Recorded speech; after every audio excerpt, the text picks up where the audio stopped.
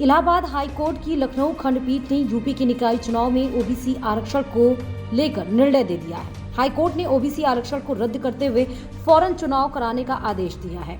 Court ने सरकार की दलीलों को नहीं माना था, ऐसा कहा है हाई कोर्ट ने। कोर्ट ने अपने फैसलों में कहा कि ट्रिपल टेस्ट के बगैर ओबीसी को कोई आरक्षण ना दिया जाए। ऐसे में बगैर ओबीसी को आरक्षण दिए स्थानीय निकाय चुनाव कराए जाएं।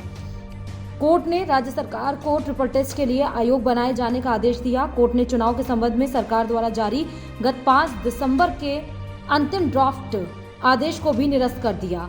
न्यायमूर्ति देवेंद्र कुमार उपाध्याय और न्यायमूर्ति सौरभ लवानिया की खंडपीठ ने मंगलवार को यह निर्णय ओबीसी आरक्षण को चुनौती देने वाली याचिकाओं पर सुनाया।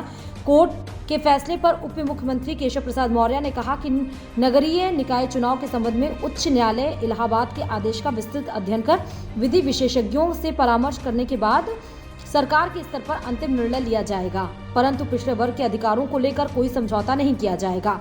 कोर्ट के निर्णय को लेकर सपा नेता रामगोपाल यादव ने सरकार पर कोर्ट में ठीक से पैरवी न करने के आरोप लगाए हैं। उन्होंने ट्वीट कर कहा कि निकाय चुनाव में ओबीसी का आरक्षण खत्म करने का फैसला दुर्भाग्यपूर्ण है। यह उत्तर प्रदेश सरकार की साजिश है। जानबूझकर तथ्य न्यायालय के समक्ष प्रस्तुत नहीं किए गए। उन्होंने कहा कि ऐसा करके सरकार ने यूपी की 60% आबादी को आरक्षण से वंचित किया। इस फैसले पर भाजपा के ओबीसी मंत्रियों की जुबान पर ताले लग गए हैं। उन्होंने कहा कि उप मुख्यमंत्री केशव प्रसाद मौर्य की स्थिति बंधुआ मजदूर जैसी है। अपना दल एस के कार्यकारी अध्यक्ष और कैबिनेट मंत्री आशीष पटेल ने कहा कि ओबीसी आरक्षण के बिना निकाय चुनाव किसी भी दृष्टि से उचित नहीं। हम इस संदर्भ में लखनऊ उच्च न्यायालय द्वारा दिए गए फैसले का अध्ययन कर रहे हैं। जरूरत पड़ी तो अपना दल एस ओबीसी के हक के लिए सुप्रीम कोर्ट का दरवाजा खटखटाएंगे।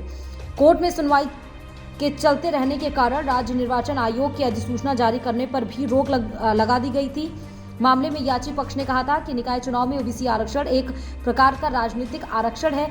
इसका सामाजिक, आर्थिक अथवा शैक्षिक पिछड़ेपन से कोई लेना देना नहीं है। ऐसे में ओबीसी आरक्षण तय किए जाने से पहले सुप्रीम कोर्ट द्वारा दी गई व्यवस्था के तहत डेडिकेटेड कमेटी द्वारा ट्रिपल टेस्ट कराना अनिवार्य है, जिस पर राज्य सरकार ने दाखिल किए गए अपने जवाबी हलफनामे में कहा था कि स्थानीय निकाय चुनाव मामले में 2017 में हुए अन्य पिछड़ा वर्ग यानी ओबीसी के सर्वे को आरक्षण का आधार माना जाए।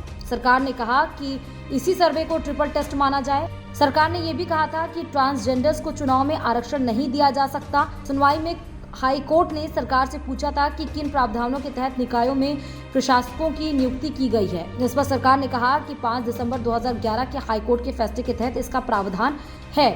कैसे होता है रैपिड सर्वे? रैपिड सर्वे में जिला प्रशासन को देखरेख में नगर निकायों द्वारा वार्ड वार ओबीसी वर्ग की गिनती कराई जाती है। इसके आधार पर ही ओबीसी की सीटों का निर्धारण करते हुए इनके लिए आरक्षण का प्रस्ताव तैयार कर शासन को भेजा जाता है।